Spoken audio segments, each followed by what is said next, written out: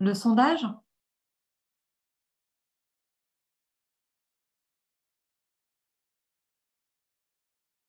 Alors, en moyenne, combien de temps passez-vous par jour sur les réseaux sociaux? Moins d'une heure, entre 1 heure et 2 heures, entre 2 et 3 heures ou plus de 3 heures? N'hésitez pas à répondre à cette petite question qui va nous permettre de rentrer dans le vif du sujet.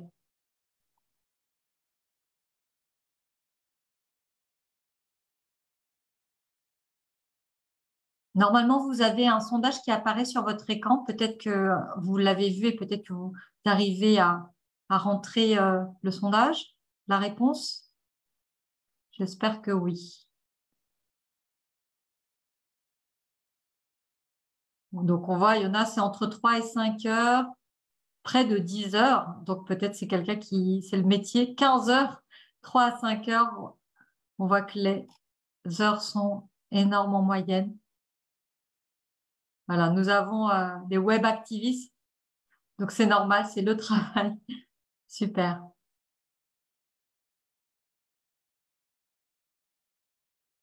Thomas, est-ce qu'on a... Voilà, super, j'allais dire, voilà. On voit que plus de 39% des répondants, c'est près de plus de 3 heures.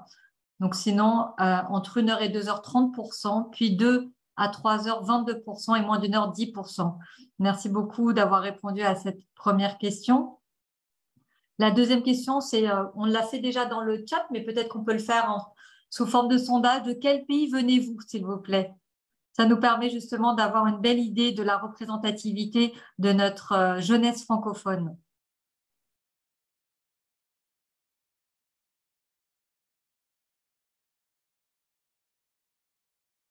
Vous voyez normalement une petite fenêtre s'afficher. Ouais, super.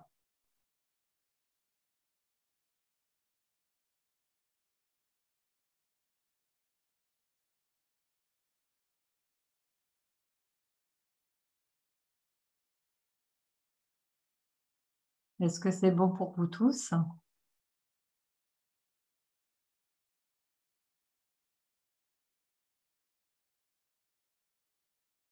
On a presque toutes les réponses dans quelques secondes. Super.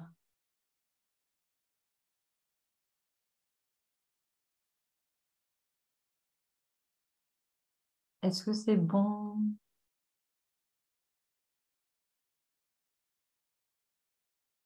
Thomas, je te laisse afficher.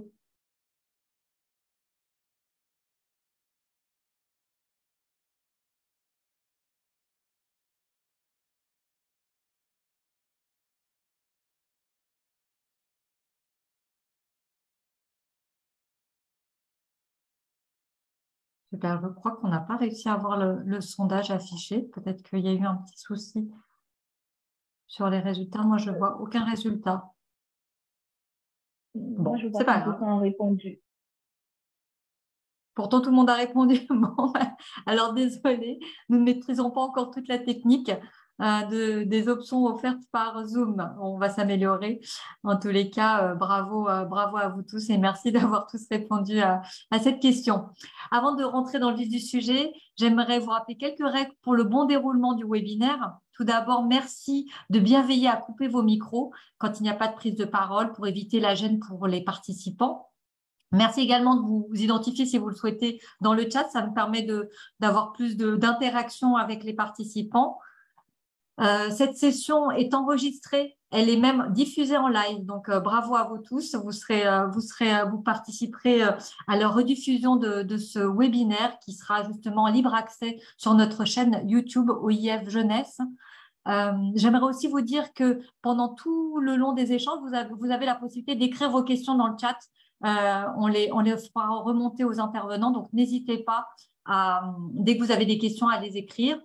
Nous souhaitons également vous indiquer que pour des raisons de confidentialité, il est important de ne pas divulguer des informations permettant d'identifier des personnes, sauf si ce sont bien sûr des personnalités publiques. En tous les cas, nous vous remercions de respecter cette règle et bien évidemment la règle du respect des autres participants. Utilisez vraiment un langage non offensant ni de comportement inapproprié. Nous sommes là vraiment entre nous pour dialoguer ensemble. Donc n'hésitez pas, on est ravis de vous avoir aujourd'hui. Donc je vais laisser la parole à notre première intervenante, Inès da Silva. Inès, je te demanderai d'allumer ton micro. Merci beaucoup.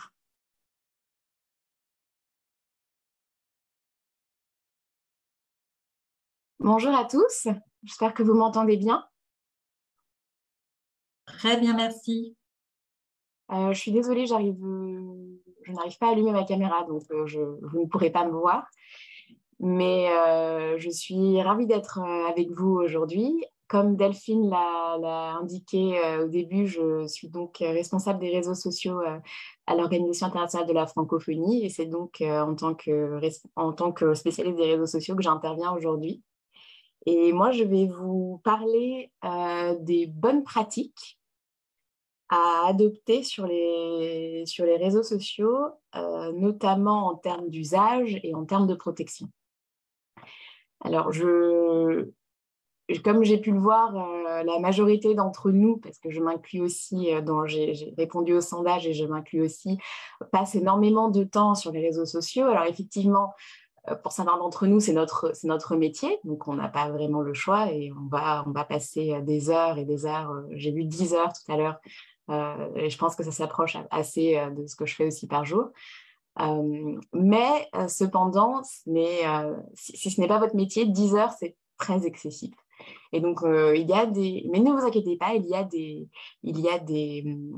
des comportements et des choses qu'on peut mettre en place pour réduire la présence. Il faut savoir on dit souvent que les réseaux sociaux sont addictifs et c'est d'un côté vrai et d'un autre côté, ça ne l'est pas. Pourquoi ça l'est? Parce que l'utilisation des réseaux sociaux est très simple. Tout ce qu'on a à faire, c'est d'avoir son téléphone dans la main et de faire un geste tout simple avec le pouce qui permet de faire défiler d'innombrables contenus. Et la plupart du temps, ce sont des contenus extrêmement intéressants que les réseaux sociaux, depuis leur inception, ont permis de partager énormément de connaissances et de savoir à travers le monde, de partager des cultures et de rencontrer des cultures qu'on n'aurait pas forcément pu connaître ou pu voir, et également de découvrir des contenus culturels, de découvrir des nouveaux musiciens, des humoristes, des acteurs, et des auteurs, et j'en passe. Donc d'un côté, les réseaux sociaux sont une mine d'or, si j'ose dire, de nos jours, mais d'un autre côté, c'est aussi un piège. Ça peut aussi être un piège parce qu'on donne accès, on donne à voir à notre quotidien à des gens qu'on ne connaît pas forcément. Et j'en veux pour preuve les réseaux sociaux que sont TikTok et Instagram, où on affiche énormément de notre vie quotidienne. Et cela peut entraîner des comportements à risque, notamment des comportements de prédation. Donc, comment faire face aux risques qu'entraînent les réseaux sociaux? Pour tout ce qui est du partage d'informations et de la lutte contre les infox, ce qu'on appelle en mauvais français les fake news, je laisserai la parole à mes collègues et copanélistes Bertrand et Gaël, qui sont beaucoup mieux à même que moi de vous éclairer sur ce sujet. Mais moi, ce que je peux vous donner, ce sont des petites pistes pour tout ce qui est réputation sur les réseaux sociaux et interaction. Qu'est-ce qu'on entend par la réputation sur les réseaux sociaux? C'est la manière dont vous êtes perçu par les autres. Parce qu'il faut savoir que, contrairement à des actions dans la vie de tous les jours, dans la vie physique, ce qui se passe pour les réseaux sociaux reste à la postérité. Et ça peut très facilement se retourner contre vous dans le futur. Par exemple, si vous cherchez du travail, de plus en plus, les recruteurs regardent vos comptes réseaux sociaux. Donc, il faut savoir, comment se comporter sur les réseaux sociaux. Et ce sont des règles très simples, des règles de respect. Respecter la communauté dans laquelle vous êtes, un comportement qui ne prête pas à confusion. Et il faut aussi se souvenir que les réseaux sociaux, ce n'est pas forcément la vraie vie. Bien que vous puissiez voir à travers la fenêtre d'une maison, vous ne voyez pas forcément la réalité de ce qui se passe dans cette maison. Par exemple, je vais prendre un exemple que je pense beaucoup de gens connaissent, les vidéos où les gens se préparent. On vous dit, voilà, préparez-vous avec moi. Les salles de bain et les chambres sont toujours très bien décorées, c'est toujours très bien éclairé, tout est toujours bien rangé, tout le monde est toujours bien coiffé. Mais ça, ce n'est pas la vraie vie. Dans la vraie vie, les chambres ne sont pas forcément bien rangées, c'est pas décoré avec beaucoup de goût, et moi, ma salle de bain, elle n'est pas du tout bien éclairée. Donc, il faut bien se rappeler que ce qu'on voit sur les réseaux sociaux, ce n'est qu'une infime partie de la réalité, et parfois, c'est une infime partie qui répond et qui suit un script prédéfini. Donc, il faut bien se souvenir que ce qu'on voit n'est pas la réalité, et ça ne sert à rien de se comparer à ce qu'on voit sur les réseaux sociaux. Première règle, et la règle la plus importante, ce n'est pas parce que vous n'avez pas ce que vous voyez sur les réseaux sociaux que vous manquez de quelque chose. Deuxième règle, gardez votre vie privée privée. Si vous ne connaissez pas les personnes qui vous parlent, ne les acceptez pas, ne leur parlez pas. Il y a énormément de comportements suspects sur les réseaux sociaux. Oui, vous ne pouvez pas me voir parce que nous avons un problème de caméra. Désolée. Donc, je reprends. Je disais donc, gardez votre vie privée privée en révélant le moins possible sur vous, sur votre famille, sur votre lieu de vie, sur vos études, votre travail. Évitez, quand vous vouliez d'amitié ou quand vous tissez des liens avec des gens sur les réseaux sociaux, faites en sorte de pouvoir en savoir le plus possible sur eux et ne révélez jamais, jamais, jamais des détails privés et intimes sur vous à des gens que vous ne connaissez pas. C'est très important. La troisième, je dirais, règle à suivre, c'est de se mettre des limites. Par exemple, si les réseaux sociaux ne sont pas votre travail, moi, je vous encourage vivement à mettre des limites d'heures sur vos applications. C'est faisable sur la plupart des applications. Vous mettez un horaire et quand vous aurez passé, par exemple, mettons 2 heures sur TikTok ou Instagram, l'application se bloquera. Ça permet aussi d'éviter cette partie addictive parce que quand on fait défiler sur son téléphone un fil d'actualité, on perd vraiment très vite la notion du temps qui nous entoure. Donc, mettre des limites temporelles fixes et s'y tenir, c'est vraiment quelque chose que j'encourage énormément. Je le fais moi-même pour mes réseaux sociaux privés quand je ne travaille pas. Je pense que vous pouvez me voir maintenant. Et j'encourage énormément les gens à le faire. Il y a aussi toute la protection de vos machines, de vos téléphones, parce que les réseaux sociaux sont aussi un moyen d'acquérir des données et des données personnelles à travers vos machines. Et donc, il faut aussi protéger vos téléphones, vos tablettes, vos ordinateurs. Par exemple, en n'utilisant pas le même mot de passe, c'est très simple, mais n'utilisez pas le même mot de passe pour tous vos comptes. Alors, je sais que ça demande de se souvenir de différents mots de passe, mais c'est un moyen de se protéger et de protéger ses données. Par exemple, n'utilisez pas le même compte pour toutes vos applications. Par exemple, quand on vous demande de vous inscrire sur une application, parfois on vous dit que vous pouvez utiliser votre compte Google. Alors, c'est très simple, ça simplifie beaucoup l'inscription, mais malheureusement, ça vient aussi avec des problèmes parce que ça permet plus facilement aux hackers et aux personnes mal intentionnées de prendre le contrôle de vos applications, de vos téléphones, tablettes et ordinateurs, et donc de récupérer vos données personnelles. La troisième chose aussi, c'est en matière de publicité. Il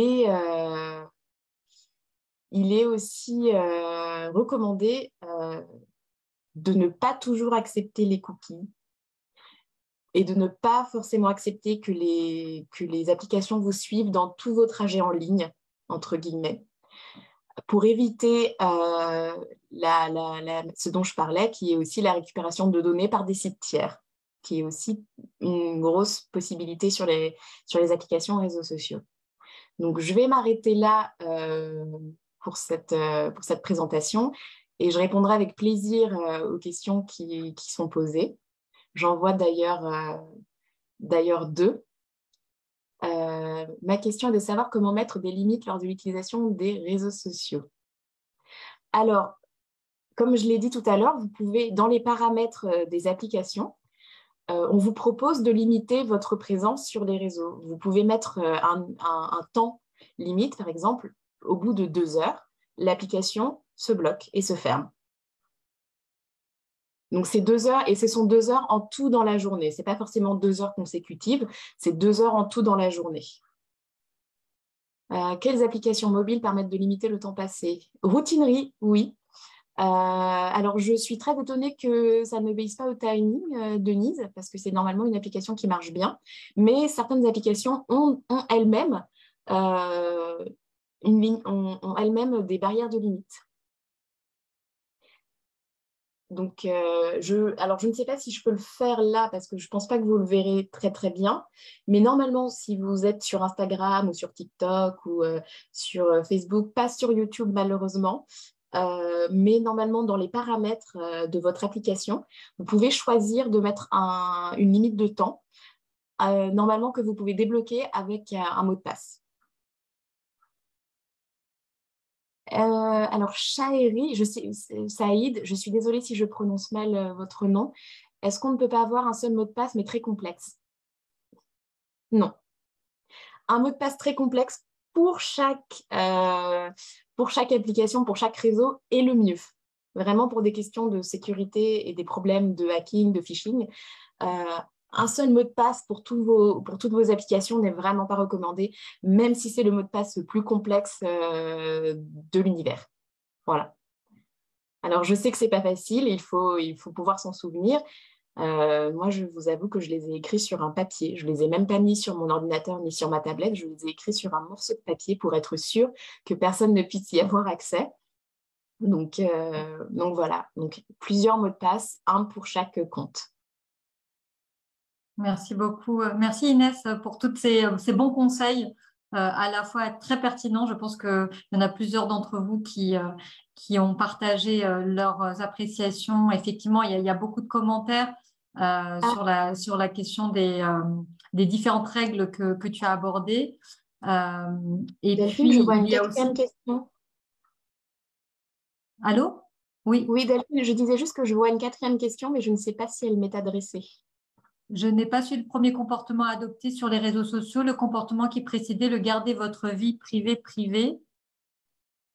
Premier comportement adopté sur les réseaux. Pouvez-vous revenir sur ça, s'il vous plaît? Oui, je ne sais pas, Delphine, est-ce que je peux ou est-ce que tu veux que j'attende à la fin? Vas-y, on va le faire. On va prendre cette dernière question et puis on va passer la parole après à Bertrand. D'accord. Alors, pour Chandrel, je pense que j'espère que je prononce correctement. Pour ce qui est du comportement pour garder votre vie privée, ce que je disais, c'était qu'il faut en partager le moins possible. Alors, je sais que c'est un peu contre-productif comme conseil, mais il faut vraiment essayer de donner des informations privées sur vous le moins possible. Ne partagez pas l'endroit où vous vivez, par exemple. Ne partagez pas l'endroit où vous travaillez, l'endroit où vous étudiez. Évitez de donner votre adresse. Ce sont ce genre de comportements qui gardent vraiment votre vie privée. Le contenu que vous postez, ça peut être une vidéo dans votre jardin, par exemple, mais essayez de ne pas montrer votre rue. Voilà, et là, ça gardera. Donc, vous aurez un contenu dans votre jardin ou sur votre balcon ou dans votre salon, mais vous éviterez de montrer des informations annexes qui pourraient permettre d'identifier l'endroit où se trouve votre maison ou votre appartement. Voilà, j'espère que j'ai répondu à la question. Merci, merci Inès. On va passer à l'intervenant suivant et puis n'hésitez pas tout le long à intégrer vos questions dans le chat parce qu'on va pouvoir avoir cette belle discussion tous ensemble. Si vous souhaitez, vous pouvez aussi lever la main et vous pouvez aussi intervenir aussi pour qu'on vous voit. N'hésitez pas à le faire. La dernière fois, ça a très bien marché. Donc, vous pouvez aussi soit les mettre dans le chat, soit lever la main et on vous fait entrer dans l'espace de présentation. Voilà. Je vais donc laisser la parole à Bertrand Levent, qui est le chef de projet lutte contre la désinformation. Bonjour à toutes et à tous. Vous m'entendez? Oui, on t'entend très bien, on ne te voit pas par contre. Voilà, j'essaye de… Voilà, vous devriez me voir, je crois. Voilà, bonjour à toutes et à tous. Est-ce que vous m'entendez, vous me voyez? Très bien, merci Bertrand. Super. Écoutez, je suis ravi d'être là et d'échanger avec tous les jeunes qui sont présents parmi nous, d'où qu'ils viennent. Je voudrais juste peut-être poser une question à l'audience et les gens peuvent répondre peut-être dans le chat. Est-ce que vous savez ce qu'est la désinformation?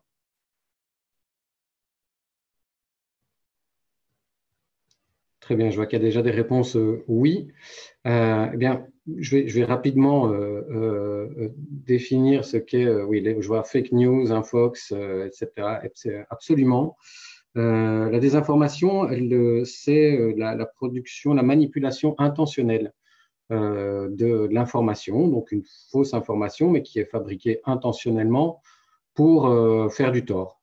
Faire du tort à des personnes, à des pays parfois, notamment pendant des élections par exemple, au bien-être des populations. Donc c'est vraiment, il y a dans la désinformation une notion d'intention, de volonté de produire une fausse information qui est très importante. Il peut arriver de faire circuler des fausses informations, même mais sans en avoir l'intention. Ça peut arriver à n'importe qui, à nous-mêmes. Et là, on parle dans ces cas-là de mésinformation. Donc, c'est la circulation d'une fausse information, mais sans avoir l'intention de nuire. Donc, cette distinction, elle est très importante parce que la désinformation est un problème, un fléau que l'on constate dans beaucoup de pays, et notamment de pays francophones. J'imagine que, vu les réactions que je vois sur le chat, beaucoup de jeunes présents là aujourd'hui savent de quoi on parle. Donc notre projet, lutte contre la désinformation, il vise à plusieurs dimensions. Et je laisserai évidemment Gaël introduire une dimension essentielle qui est celle de l'éducation aux médias, à l'information. Ce projet-là, il est né il y a 2 ans. Et ce que l'on souhaite faire à travers ce projet, c'est d'une part renforcer les capacités de la vérification des faits, pour ne pas dire le fact-checking. Si vous êtes familier avec la désinformation, les infox ou les fake news, vous avez sans doute dû être familier au concept de fact-checking. Donc l'idée derrière est de pouvoir, lorsqu'il y a une infox, de pouvoir la détecter et puis derrière de procéder à toutes des étapes de vérification pour voir si cette information est vraie ou non. Donc on a ce travail-là dans plusieurs pays francophones.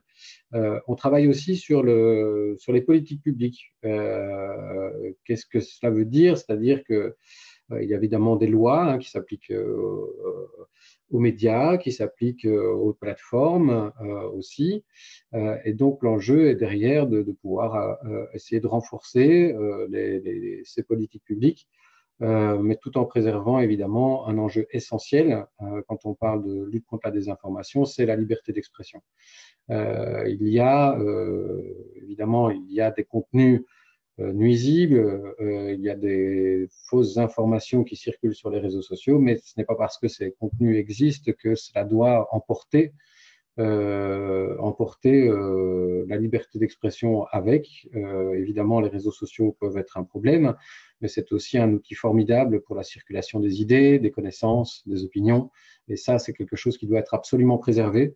Donc, c'est là où il y a un équilibre qui est difficile à trouver entre comment on fait pour s'assurer que les réseaux sociaux ne soient pas nuisibles à travers la désinformation, notamment, tout en préservant évidemment tout le bénéfice qu'on peut en avoir, notamment en pouvant partager des contenus, en consommer.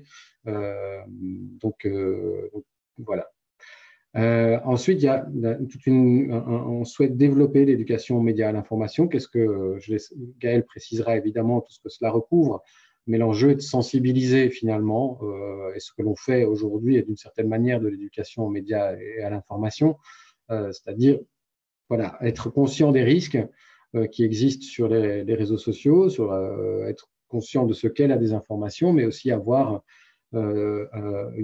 développer son esprit critique. Je vois qu'il y a beaucoup d'esprit critique aujourd'hui à voir, c'est très bien, des commentaires sur les réseaux sociaux. Et enfin, voilà, notre projet souhaite aussi renforcer la recherche pour mieux comprendre ce qu'est la désinformation, parce que c'est un phénomène très complexe. C'est pas aussi simple que de dire que c'est une fausse information. Cette fausse information, parfois, quand elle est fabriquée avec une volonté de nuire, elle s'appuie parfois sur des registres culturels, politiques, religieux parfois, pour essayer d'avoir un impact et d'induire les personnes qui lisent ces informations qui sont fausses, les induire en erreur et finalement derrière influer sur leur comportement.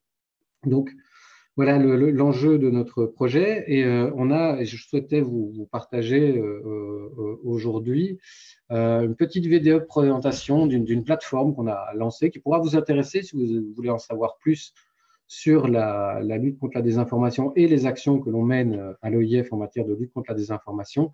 C'est une plateforme francophone des initiatives de lutte contre la désinformation où vous retrouverez beaucoup d'informations sur des initiatives dans beaucoup de pays francophones qui font du travail sur le terrain pour lutter contre la désinformation, mais aussi des informations sur les politiques publiques que j'ai mentionnées, ainsi que des ressources pour de la formation. Je voyais, ce serait bien d'avoir un webinaire de formation sur le fact-checking. Voilà, il y a des formations qui sont proposées, donc vous êtes libre d'aller vous y inscrire, évidemment. Et puis des podcasts aussi qui sont produits. Il y en a qui ont été produits l'année dernière et des nouveaux qui arrivent là pour cette nouvelle saison, dont un sur le journalisme scientifique. Donc je vous propose de regarder cette vidéo qui présente Odile, si j'arrive à le faire. Voilà, vous devriez voir mon écran. Oui, on voit l'écran. Ah, vous voyez… Attendez, je vais… Bah, zut.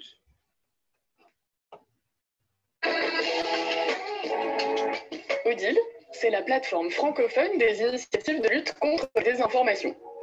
Elle de toute l'inconnu. Odile a pris le temps d'échanger avec eux pour comprendre comment mener à bien leur mission.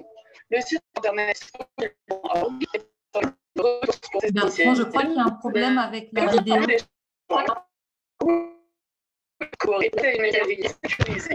Indépendante des grandes plateformes. Odile se veut liant, mais aussi vitrine, mettant en valeur le travail de plus de 60 initiatives inscrites, et ce auprès d'une communauté qui s'agrandit de jour en jour. Sur les réseaux sociaux, 750 abonnés suivent Odile, dont des acteurs majeurs de la lutte contre la désinformation. Odile relaie l'actualité de la lutte contre les informations et s'est remarquée par des figures du journalisme, des institutions, des figures de lutte contre le complotisme. Pour en savoir encore davantage, la série de podcasts d'Odile donne la parole aux initiatives. Odile, le podcast est une série d'entretiens avec celles et ceux qui luttent contre la désinformation dans l'espace francophone. Autre objectif de la plateforme, connaître et comparer les politiques publiques de lutte contre la désinformation, partout où elles sont mises en place dans la francophonie, grâce à un portail dédié sur odile.org. Odile facilite la diffusion du savoir et des compétences auprès et entre les initiatives grâce à des webinaires. La raison pour laquelle vous êtes ici aujourd'hui, La plateforme a contribué à la mise en place d'appels à projets de coopération internationale. Mais l'objectif principal de cet appel à projet. Et aujourd'hui, Odile veut s'agrandir. Odile veut rassembler, Odile veut exposer. La plateforme a vocation à mettre en valeur des acteurs, à mettre en commun des compétences, à construire des projets communs. Collaboration, ressources, support logistique et bientôt formation. Odile souhaite faire rayonner et renforcer la lutte contre la désinformation dans toute la francophonie.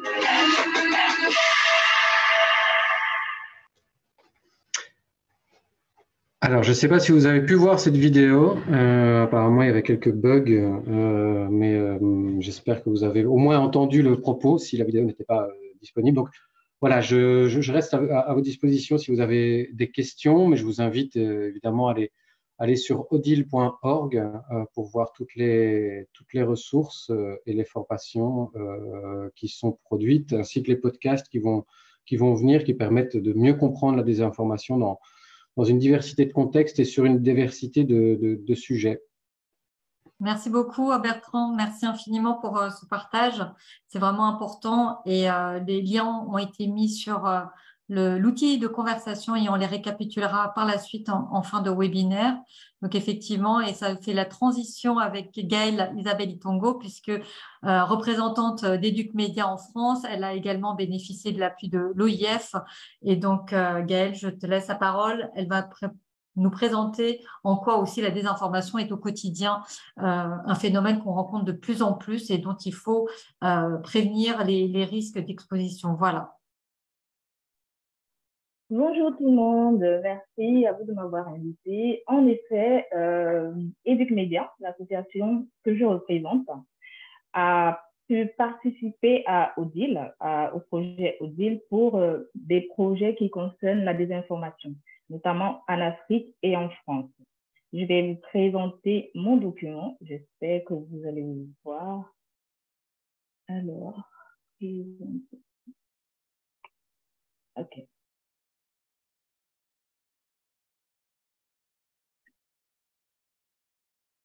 Donc, l'idée, c'était de pouvoir faire une activité qui allait sensibiliser les jeunes du Cameroun parce que Educ Média est basé au Cameroun et existe depuis 5 ans, plus de 5 ans. Donc, nous avons mené des activités auprès de la jeunesse, notamment dans les lycées. On a fait plein de campagnes de sensibilisation et nous avons pu toucher des milliers de jeunes avec cette campagne-là. Je ne sais pas si vous voyez mon document. Alors, vous voyez mon document? Je ne vous entends pas. Oui, on t'entend. Oui, on voit. Et on voyait le document. Ah, d'accord. Donc, est-ce que vous le voyez en plein écran? Je ne pense pas. Pas encore. Alors, l'idée de notre projet, c'était de sensibiliser les jeunes parce que ce sont les jeunes qui sont aujourd'hui les premiers touchés par l'éducation aux médias. C'est quoi l'éducation aux médias? Comme Bertrand l'a dit tout à l'heure, nous, notre association est beaucoup plus ancrée sur l'éducation aux médias. L'éducation aux médias, c'est une pratique qui vise à outiller les jeunes, de manière avec l'esprit critique, en fait. Notre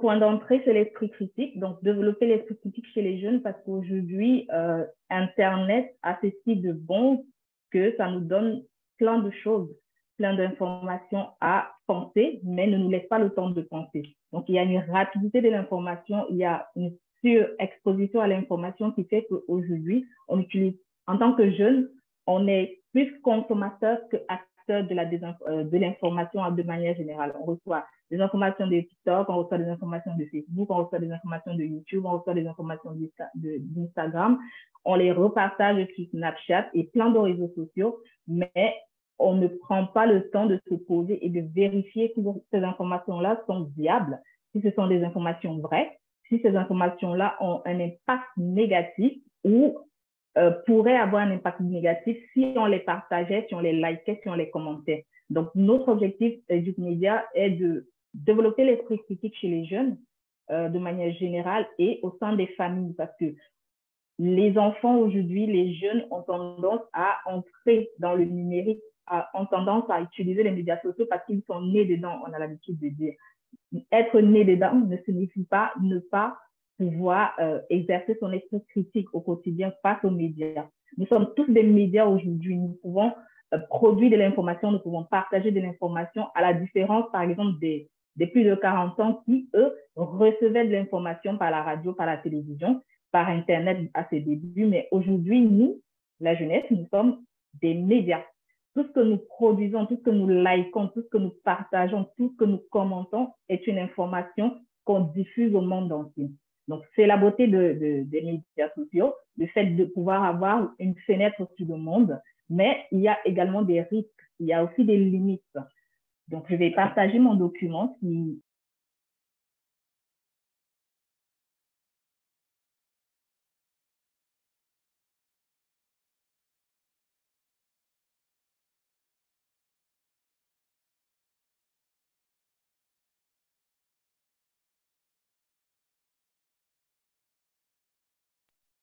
Donc, Educmedia, aujourd'hui, c'est deux structures, une structure au Cameroun et une structure en France. Moi, je suis la coordinatrice des activités d'Educmedia France. On intervient en France plus dans les foyers, dans les familles, pour sensibiliser les parents, parce que les parents, aujourd'hui, sont responsables des jeunes.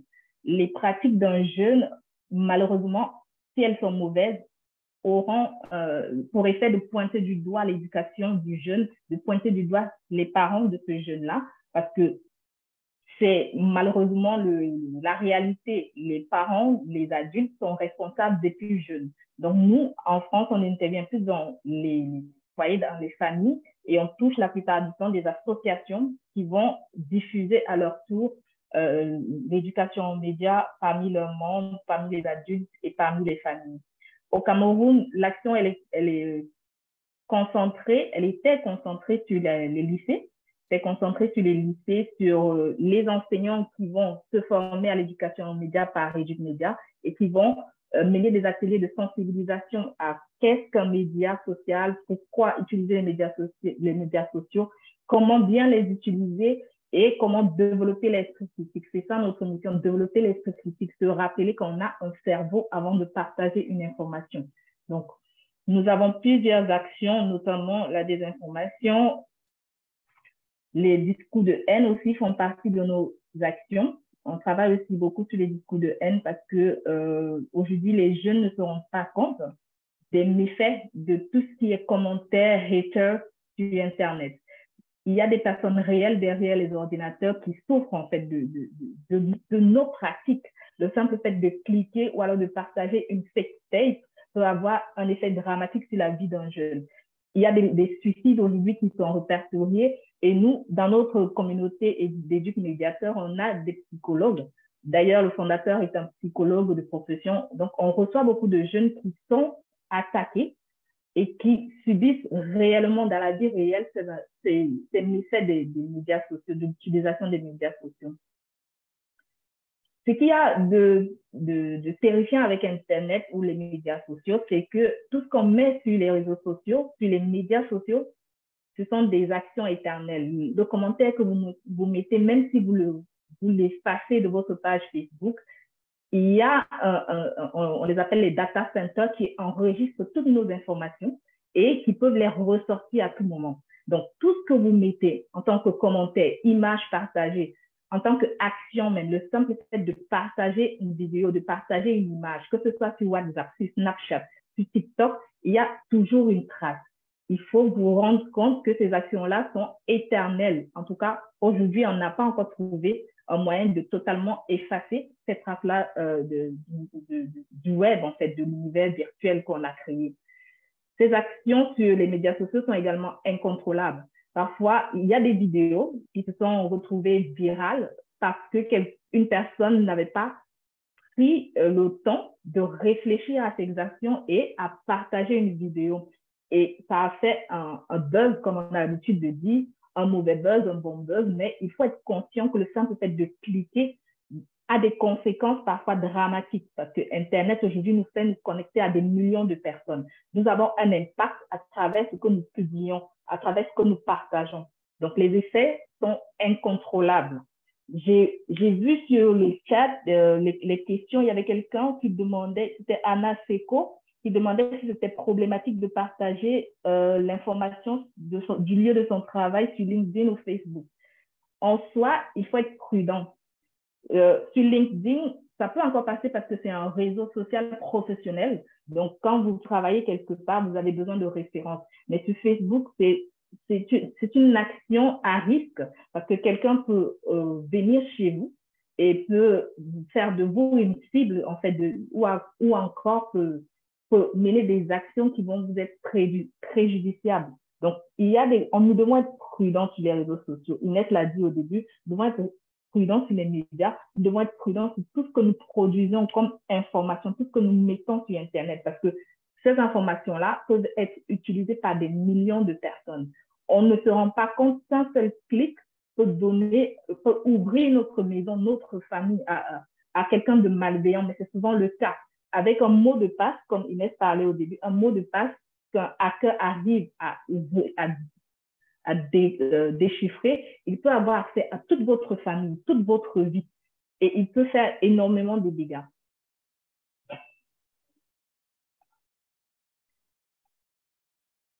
Donc aujourd'hui, on a tendance à confondre réseaux sociaux et médias sociaux. Comme vous pouvez le voir sur l'image, les réseaux sociaux, c'est vraiment des outils qui ont été créés pour mettre les liens, pour mettre des personnes en connexion. Donc, ils sont tout au milieu de manière générale, mais le média social est beaucoup plus large. Dans les médias sociaux, on a ceux qui nous permettent de collaborer. Pour ceux qui travaillent, par exemple, avec des outils collaboratifs, ce sont des médias sociaux. Il y a des médias sociaux qui sont juste créés pour discuter, d'autres sont créés pour envoyer des messages, d'autres sont créés pour partager notre vie, comme TikTok, d'autres sont créés pour networker, d'autres sont créés pour diffuser de l'information. C'est le cas, par exemple, de Wikipédia, de Microsoft, de Google. Quand vous tapez votre recherche sur Google, vous cherchez une information. Donc, c'est un média social, c'est pas un réseau social. Donc, aujourd'hui, tous ces outils-là sont formidables parce que ces outils-là vont donner à la jeunesse d'aujourd'hui des outils que les générations précédentes n'avaient pas. Les générations précédentes ne pouvaient pas avoir autant de connaissances concentrées à partir d'une connexion web. Aujourd'hui, on peut vraiment être spécialiste d'un sujet si on a la volonté, parce que tout est accessible sur Internet. Il y a des personnes qui ne vont pas en cours, mais ont leur diplôme parce qu'elles peuvent avoir les informations sur Internet. Ça, c'est un avantage des médias sociaux. Les médias sociaux peuvent aujourd'hui permettre de partager. En ce moment, nous sommes en train de vivre un avantage des médias sociaux. On peut partager nos connaissances, on peut partager notre expertise, on peut partager nos points de vue. Les médias sociaux sont également un formidable outil de liberté parce qu'avec les médias sociaux, les jeunes peuvent dire ce qu'ils pensent, ils peuvent parler de ce qu'ils vivent. Mais il y a également des limites à ce réseau social-là qu'on a déjà vu. Et aujourd'hui, j'avais à cœur de vous partager deux cas pratiques qu'on a eu à traiter au sein de notre association. Nous avons le cas de Alex. Alex, c'est un jeune homme qui est allé sur un réseau social, pardon. En fait, sur Snapchat, il a intégré une trame de rencontres et il a rencontré un autre jeune homme. Ils ont eu une aventure et quelques mois après, il voit sur Snapchat des photos de lui qui circulent avec une information qui dit qu'il est un distributeur de MST.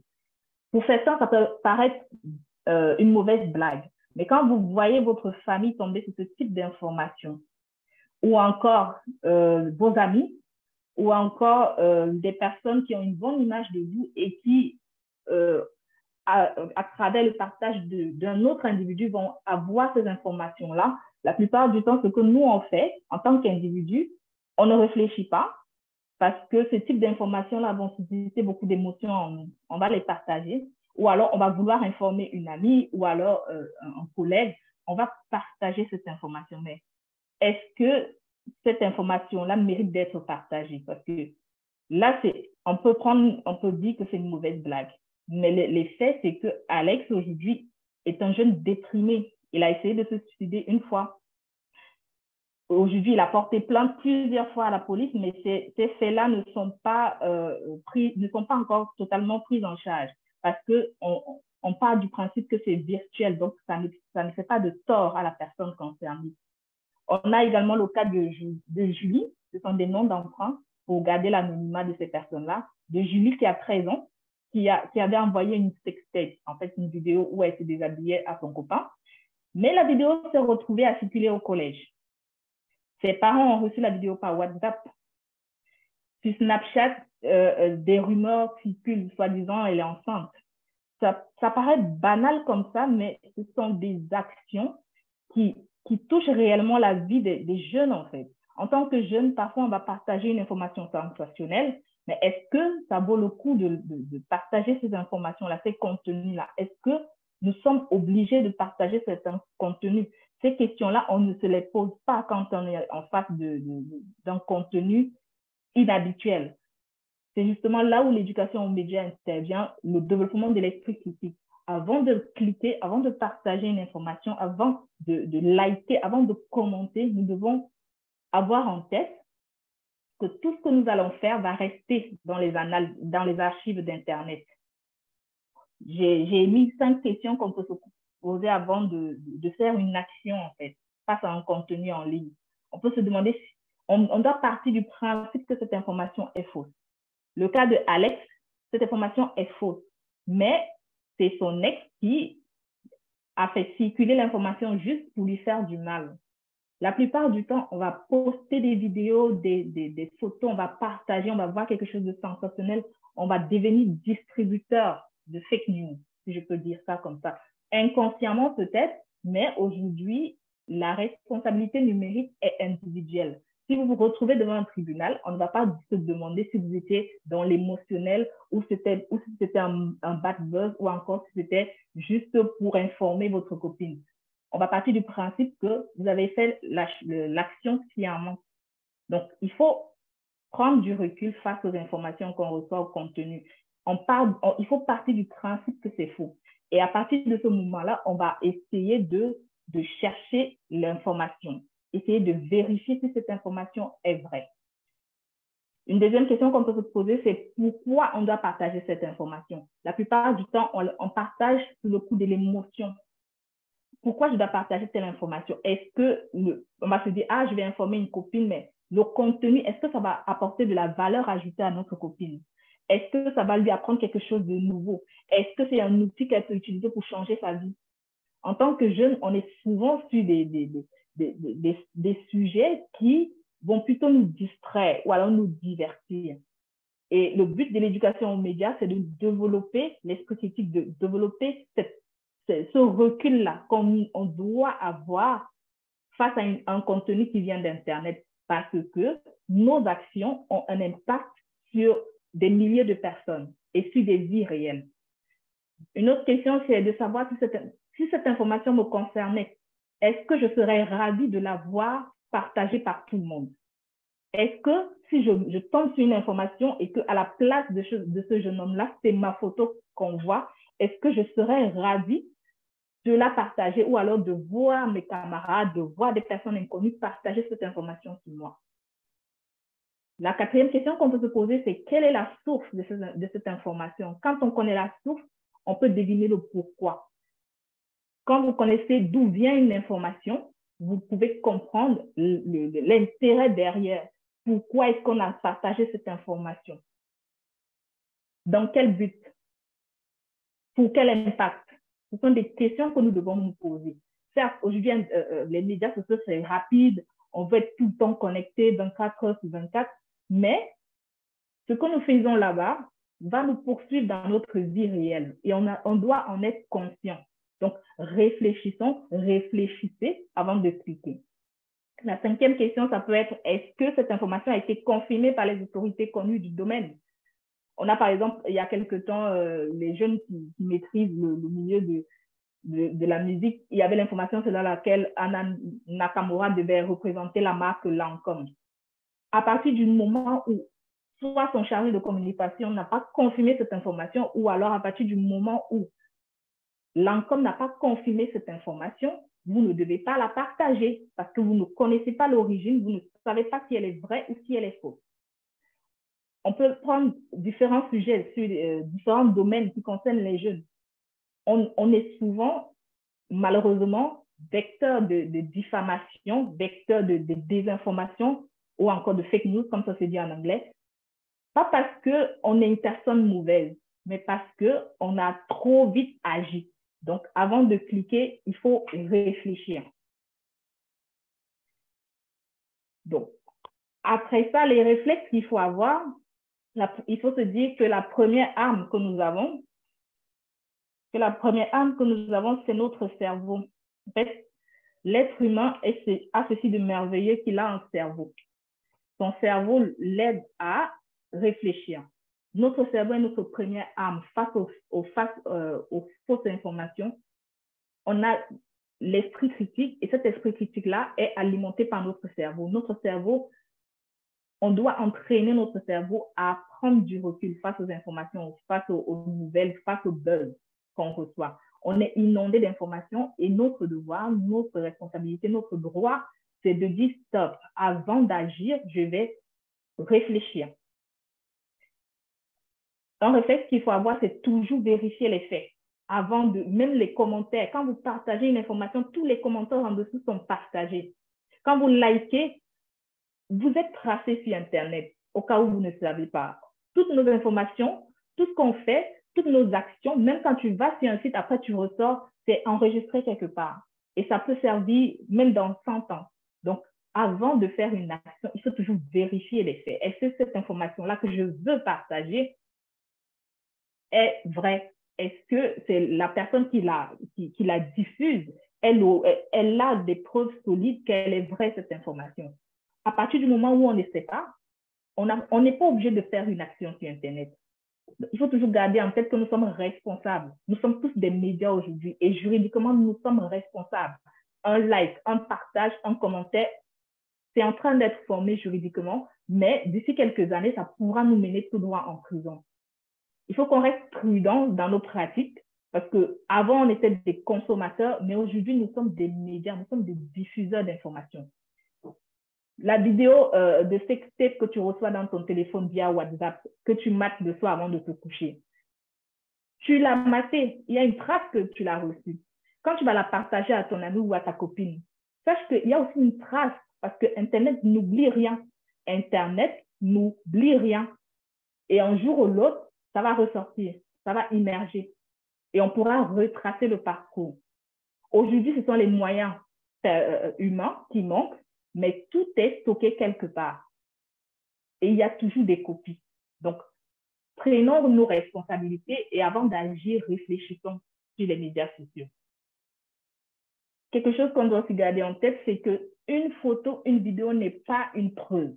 Il y a des personnes qui vont vous dire « Ah, mais j'ai vu la photo, j'ai vu la vidéo. » Ce n'est pas une preuve.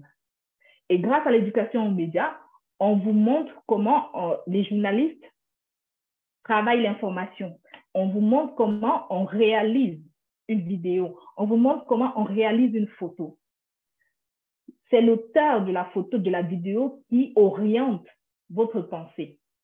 Donc, quand vous voyez une vidéo et que vous êtes sûr que ce qui se passe sur la vidéo est vrai, c'est parce que le réalisateur derrière a bien fait son travail. Vérifiez toujours la date d'information parce que parfois, il y a des vidéos qui sont passées il y a 5 ans et quand ça revient, c'est le buzz, tout le monde est dans l'émotion, mais la vidéo date de 5 ans. Les événements ne sont pas vrais à l'instant T parce qu'ils ont été vrais dans le passé. Un autre réflexe, le 5e, c'est que si vous n'êtes pas sûr de témoigner de la véracité d'une information devant un tribunal, ne la partagez pas.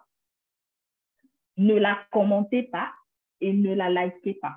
Parce que dans quelques années, les juristes sont en train de travailler, dans quelques années, le fait de liker, partager, commenter vous poursuivra jusqu'en justice si cette action a eu un impact négatif sur la vie d'un être humain. Donc ça, ce sont des choses à garder en tête pour avoir un comportement responsable sur les médias sociaux de manière générale. Après, nous avons des contenus pour savoir si une information est fausse. Il y a plusieurs outils. Vous pouvez vous former à l'éducation aux médias. Vous pouvez développer et utiliser votre esprit critique au quotidien. Vous pouvez vous connecter justement avec les acteurs de la lutte contre la désinformation, le projet dont parlait Bertrand tout à l'heure. Donc, il y a plusieurs acteurs au niveau de la francophonie qui sont accompagnés par l'OIF sur ces questions de désinformation. Il y a Congo Tech, il y a Africa Tech, ce sont des plateformes où vous pouvez vérifier une information qui vient de votre environnement immédiat. Il y a d'autres émissions, d'autres services web dédiés aux fact-checking.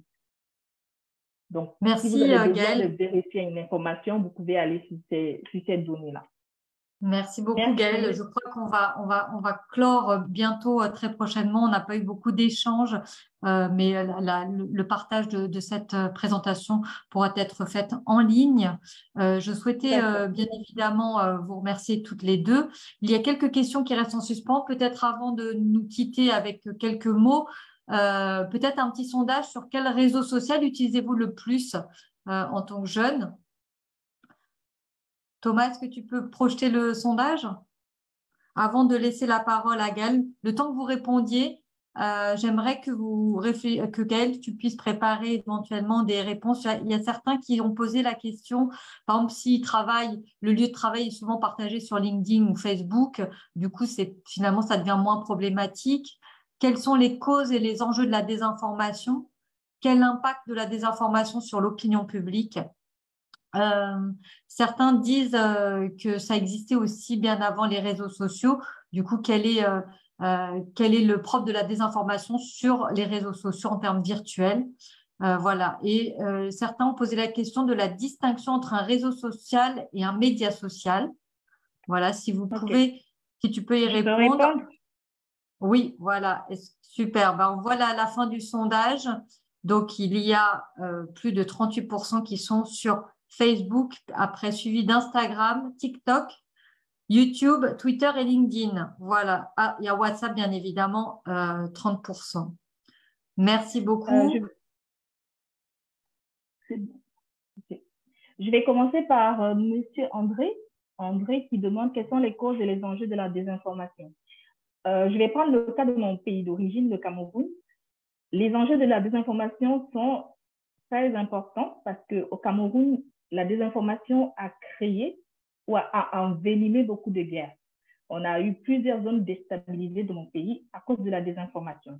Donc, les enjeux de la désinformation sont très, très stratégiques au niveau où ça peut déstabiliser un pays, ça peut créer une guerre dans une zone ou alors alimenter une guerre dans une zone.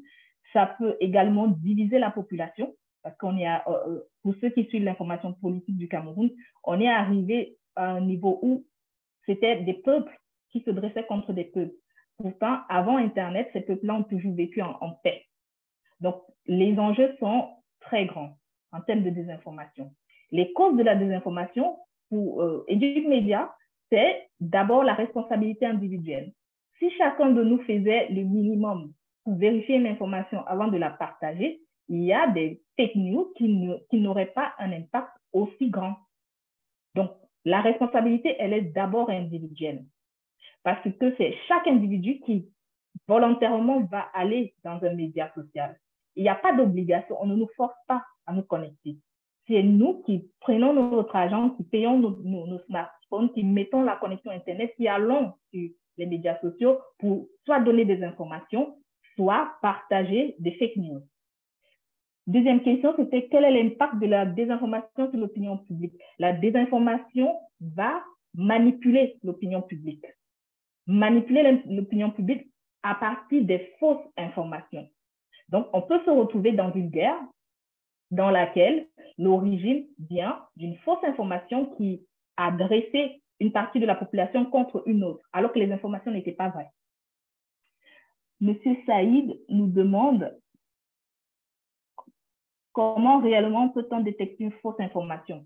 Il y a plein d'outils qui sont disponibles. Vous pouvez aller sur le site de l'OIS parce qu'il y a plein d'acteurs qui travaillent justement pour détecter les pour dire si une information est vraie ou fausse. On a les décodeurs qui me viennent en tête. Il y a les souligneurs aussi qui me viennent en tête. Il y a Congo Check, il y a Africa Check. Il y a plein d'outils aujourd'hui, plein de personnes qui vont contre la désinformation, qui luttent contre les fausses informations aujourd'hui. Et tout cela est accessible sur Google. En tapant des informations acteurs, vous pouvez avoir toutes les informations. Une conséquence négative de créer une page et partager les informations de son association ou son organisation dans les médias sociaux. Facebook. Alors, le risque, la plupart des risques que moi j'ai vus en termes dans mon travail d'éduc médiatrice, c'est que quand vous donnez toutes les informations de votre association ou de votre organisation, vous allez avoir des doublons. Il y a des personnes qui vont, quand la notoriété commence à remonter, qui vont créer des pages jumelles et qui vont récupérer votre audience, votre communauté. Donc, ils vont faire ce qu'on appelle du vol d'identité, en fait. Ça se fait au niveau individuel, ça se fait au niveau des organisations. Il y a du vol d'identité, il y a détournement, en fait, d'une communauté. Alors, même liker une des informations peut-elle mener en justice? Les juristes sont en train de travailler parce qu'on a vu qu'il y avait beaucoup de dégâts. Il y avait beaucoup de dégâts au niveau des actions individuelles, étant donné que les médias sociaux offrent une liberté grande, les individus exagèrent, en profitent. Et du coup, les simples règles de base de politesse ou alors le fait de respecter l'autre n'est plus d'actualité dans les réseaux sociaux. Il faut voir comment les gens se parlent sur Facebook. Il faut voir les clashs, les vidéos de clash que les gens font. Donc, aujourd'hui, les juristes sont vraiment en train de travailler pour que même un like d'un propos raciste, par exemple, en France, puisse déclencher une action en justice. Parce que le fait de liker un propos raciste, inconsciemment, ça veut dire que tu es d'accord. Donc, tu cautionnes ou alors tu encourages les discours de haine sur Internet. Donc, dans ce sens-là, les juristes sont vraiment en train de travailler sur comment mettre les individus face à leurs responsabilités sur Internet. Oui, liker une information ou alors liker un propos raciste est préjudiciable. Parce que la victime, en voyant ces propos-là et en voyant le nombre de likes, sera perturbée mentalement. Comment faire pour analyser une des informations si on a peu de temps en ligne lors de la découverte d'une information partagée en ligne? Donc, les acteurs du fact-checking, justement, sont en train de travailler sur cette question-là parce qu'on a le facteur temps qui joue souvent, malheureusement, contre la vérité, mais le fait de démentir une information ou alors de trouver l'information vraie a son importance. Sur le coup, les mauvaises nouvelles ou alors les fake news, les désinformations ont plus d'impact sur le terrain parce que il y a un biais cognitif. Les individus sont plus aptes à accepter ce qui entre dans leurs croyances. Quand vous croyez vous avez une vision du monde, même si l'information elle est fausse, quand vous la recevez, mentalement, vous êtes plus prêt à la partager en fait. Et du coup, c'est instantané. Donc, ça résonne avec vous à l'intérieur et vous êtes et ça réveille de l'émotionnel qui, à l'inverse, quand on vérifie une information, on est plutôt sur des émotions froides. Donc, aujourd'hui, je ne peux pas vraiment répondre à votre question, mais il y a des sites Internet qui sont H24 disponibles pour vérifier les informations. Et il y a des personnes derrière, des journalistes, des bénévoles, des éducateurs, des psychologues qui travaillent pour que les informations soient de plus en plus rapidement vérifiées, en fait. Alors, y a-t-il une charte internationale pour les réseaux sociaux? Aujourd'hui, on n'est pas encore arrivé à un consensus, mais l'UNESCO travaille beaucoup dans ce sens. L'UNESCO qui porte vraiment l'éducation aux médias parce que le fait d'avoir une action responsable sur les réseaux sociaux, sur les médias sociaux, est un garant, en fait, dans notre ère de l'épanouissement individuel.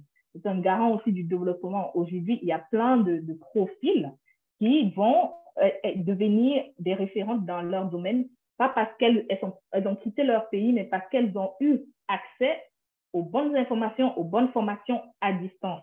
Donc, la charte, elle viendra peut-être, mais pour le moment, il n'y a pas encore de charte pour les réseaux sociaux. Il y a une personne qui a demandé quelle est la différence, c'est Madame Anna Seko. quelle est la différence entre médias sociaux et réseaux sociaux?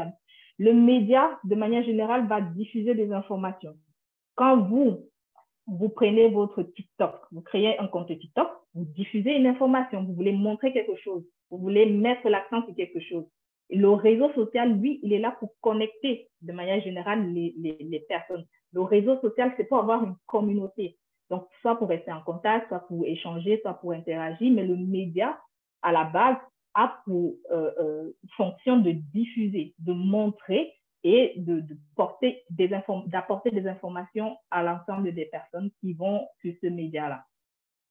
Je ne sais pas s'il y avait d'autres questions. Je crois qu'on a fait le tour des questions. On va peut-être clore un petit peu la session, Gaëlle. Je crois que c'est tout, hein. Je pense que tu as traité les 2 dernières questions. Merci beaucoup. Merci aux 3 intervenants. Merci Inès, merci Bertrand et merci Gaëlle pour votre temps de partage avec les jeunes, avec tous les participants de ce webinaire. J'aimerais juste récapituler quelques points.